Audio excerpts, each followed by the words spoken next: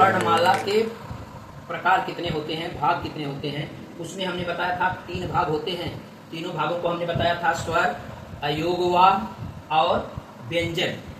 वर्णों का उच्चारण स्वर की सहायता से किया जाता है, वह व्यंजन कहलाते हैं। 3 भेद होते हैं, इसमें है स्पर्श व्यंजन, अंतस्थ व्यंजन, ऊष्म व्यंजन। हमें सबसे ज्यादा चुनौती होती है कि हम इनका नाम याद रखें, और इनके नामों के लिए हमने जो ट्रिक बताई है, अगर वह आप ट्रिक याद रखेंगे तो यह मेरी गारंटी है कि कभी न इनके कॉन्सेप्ट को आप भूलेंगे और न ही इनके विषय में जो पूरी जानकारी है उसको आप भूलेंगे। इसकी ट्रिक हमने बताया है 100। अंग्रेजी में आप लिखेंगे SAU को अगर आप हिंदी में पढ़ें इसको बोलते हैं 100 याद रखना।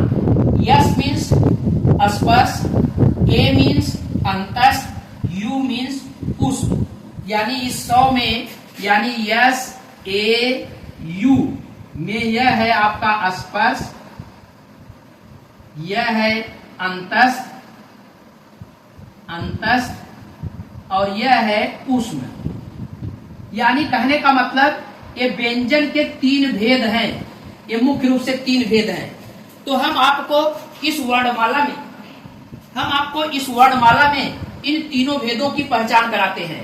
देखिए, एक क वर्ग जो है आपका यहाँ से यहाँ तक है, एक क वर्ग है और एक क वर्ग है, और यह इसके आगे यह जो है एक च वर्ग है, यहाँ से यहाँ तक च वर्ग है, और यहाँ से यहाँ तक ये आपका ट वर्ग है, और यहाँ से लेकर के यहाँ तक ये आपका त वर्ग है, और यहाँ से लेकर के ये यहाँ तक प वर्ग है।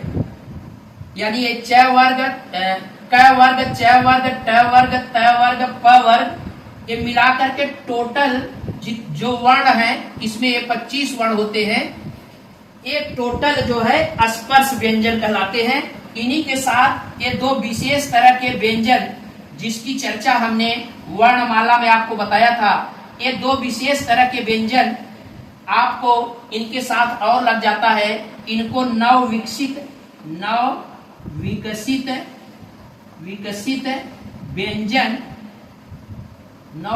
व्यंजन या उच्छिष्ट व्यंजन कहते हैं। नवविकसित व्यंजन या उच्छिष्ट व्यंजन कहते हैं। यानी ये हमेशा 2 और, यानी टोटल ये 27 जितने हैं, ये टोटल 27 ये जो होते हैं ये। और इनकी विशेषता होती है कि इस वर्णमाला में इनको हमने नीचे जानबूझ के दिखाया है। ऐसा नहीं है कि ये कोई नियम है कि आप यहाँ नीचे दिखा दीजिए। इनको हमने इसलिए नीचे दिखाया है कि ये किसी भी शब्द में ये हमेशा लास्ट में ही रहते हैं या बीच में होते हैं, ये कभी शीर्ष में नहीं होते। इनसे कभी भी किसी भी शब्द की शुरुआत नहीं होती। ये हमेशा या तो शब्द के बीच में आएंगे या तो शब्द के अंत में आएंगे।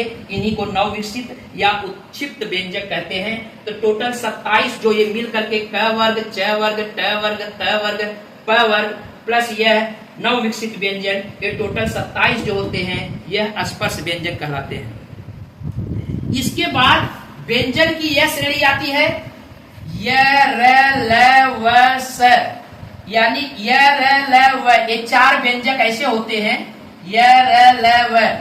इनको हम बोलते हैं अंतस्थ व्यंजन। ये 4 य, र, ल, व अंतस्थ व्यंजन होते हैं। ये 4 अंतस्थ व्यंजन होते हैं। और इसके बाद ये 4 अंतस्थ व्यंजन हो गए। इसके अलावा श, ख, श, ह, ये जो 4 होते हैं, ये 4 जो व्यंजक होते हैं, इनको बोलने में ऊष्मा का आभास होता है या ऊष्मा निकलती है, इसलिए इसे ऊष्म व्यंजक कहते हैं। यानी यह जो व्यंजक य, र, ल, व, ये जो 4 हैं ये अंतस्थ व्यंजक, और यह स, ख, श, ह, यह जो होते हैं ऊष्म व्यंजक होते हैं। अब इस पूरी वर्णमाला में ये आपके वर्ण बचे हुए हैं छ, त्र, य, स्र। ये 4 विशेष वर्ण होते हैं। इन 4 विशेष वर्ण को संयुक्त व्यंजन कहते हैं। संयुक्त व्यंजन, इस पे अभी विस्तृत चर्चा आगे होगी। संयुक्त व्यंजन ये बनते कैसे हैं, किनके सहयोग से इनका निर्माण हुआ है। ये संयुक्त व्यंजन होते हैं, इनकी भी संख्या 4 है। ये संयुक्त व्यंजन है, इसका मतलब ये पूरा व्यंजक में टोटल जो इनकी संख्या हो गई, इनको आप पूरा मिलाएंगे तो 39 जो है, ये टोटल के टोटल 39 ये इस तरह से व्यंजक होते हैं। पहला व्यंजक जो अस्पष्ट होता है, दूसरा यह रहा हुआ है, ये अंतस्थ व्यंजक होता है, यह उस व्यंजक होता है, ये संयुक्त व्यंजक होता है। अभी इसके विषय में जब हम आपको परिभाषा अलग से बताने लगेंगे तो बताएंगे अंतस्थ व्यंजक क्या होता है, कहाँ से इसका उच्चारण होता है, तो इसकी चर्चा आगे करेंगे। अब बात आती है इस वर्णमाला में ये 2 शीर्ष ये पद बच गए हैं।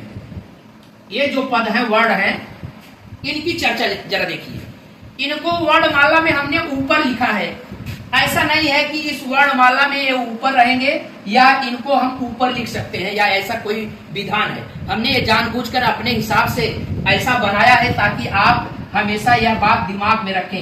ये जब भी किसी शब्द या शब्दांश पे लगते हैं तो ये हमेशा शीर्ष पर ही रहते हैं, या तो बगल में रहेंगे या तो सबसे शीर्ष पे रहेंगे। जैसे आप जानते हैं कि हमेशा ये बिंदी जो होती है सबसे अक्षर के ऊपर ही रखती है, इसीलिए हमने इनका स्थान माला में सबसे ऊपर, यानी ये वो फूल है माला के जो कभी नीचे नहीं रह सकते, या किसी भी वर्ण के निर्माण में इनका जब भी प्रयोग होता है तो कभी नीचे नहीं होता या उसके वर्ण के नीचे कभी नहीं प्रयुक्त होते, इसलिए हमने इनको ऊपर नाम रखा है। इन दोनों को हम कहते हैं अयोग वाह।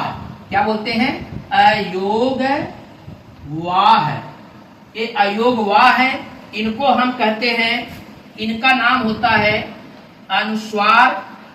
अनुस्वार, इसका नाम है अनुस्वार। इसका सिंबल होता है कि हमेशा अंक के अक्षर के ऊपर या वर्ण के ऊपर ये बिंदी होती है। इसका नाम होता है विसर्ग। विसर्ग, और ये अक्षर के बगल में 2 बिंदी लगा करके इसको हम दर्शाते हैं।